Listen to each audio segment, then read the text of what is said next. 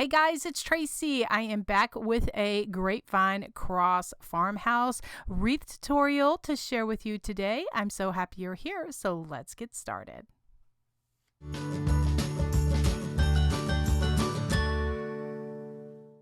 Okay, this cute grapevine cross came from Hobby Lobby. I picked it up during their 40% off Easter sale, but you may be lucky and get it for more percent off. I also have a styrofoam disc. Now I'm just removing the paper, and then what I'm going to do is take my serrated knife and cut down a little bit of the backing because it sticks up just a tad taller than what I wanted it to.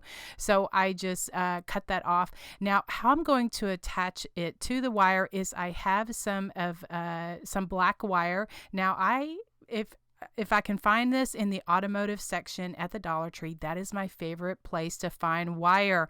It's flexible and I can bend it very easy and it holds things for me. So what I do is I just brought the wire up from the back and just kind of crisscrossed it and, secured it to the frame. Then to cover up that styrofoam, I have my fine Excelsior that I like to get at Hobby Lobby or either Joann's craft store. And I'm just going to put a little bit on there. Then I'm going to start layering on my greenery. Now this bush came from Walmart, and so I'm just cutting it all apart, and then I just start sticking some of the florals in around the outside, and then I get to a certain point. And then I want to make my bow because then I'm going to stick the rest of the greenery around my bow once I get that. So I pulled out these burlaps. This quarter fold 2.5-inch burlap came from Hobby Lobby. And so what I'm using here is a easy bow maker, and if that is something that you are interested in, I will have my affiliate link in the description box below. This is my favorite way to make my bows, and what I do is I pinch it in the middle. Depends on how big the loops that I want.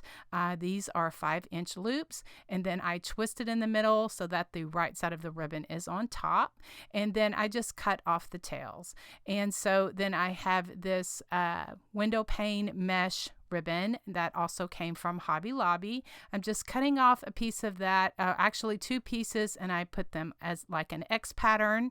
I'm not putting loops as far as the window pane. The only loops that I have in this bow is actually those bottom loops of that quarter fold ribbon. And so then I just cut off a little bit of the quarter fold ribbon as well, just to make some tails. I like to do that for my bows just to give it some character.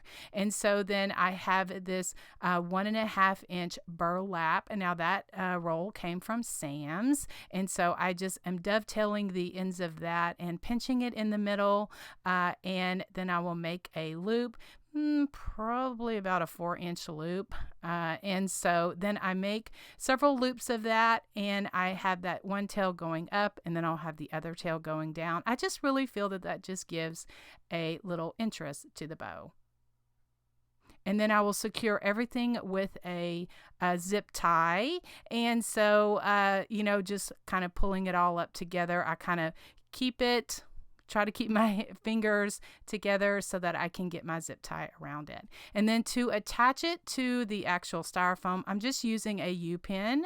I just stick it through the back of that zip tie, and then I, glue it to secure it in place.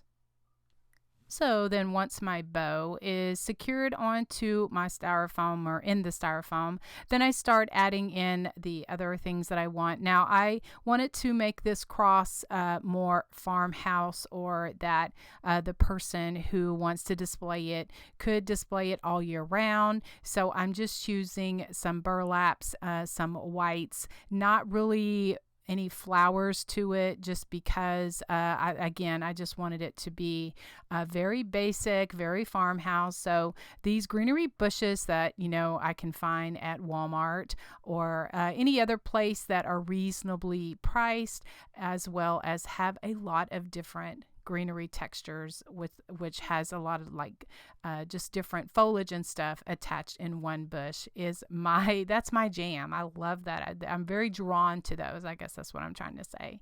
And so then just for some added texture and just different color, I have a couple of stems of this eucalyptus that is also from Walmart. And so I just cut those off.